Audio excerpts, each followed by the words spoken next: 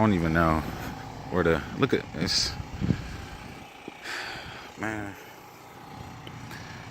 So I'm gonna use this broom to brush it off so it doesn't fall into the car.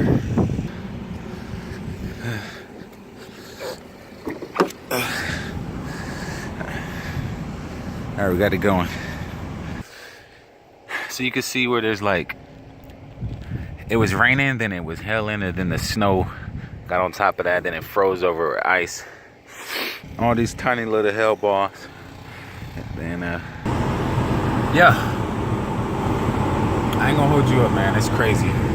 So, I'm thinking everything is probably gonna be, sorry if you can't see me in the best of light. I'm trying to figure this out. Okay. So, everything in town was shut down yesterday. So today is probably going to be more of the same. The roads are not plowed. They shut down 2 highways, two like the main highways.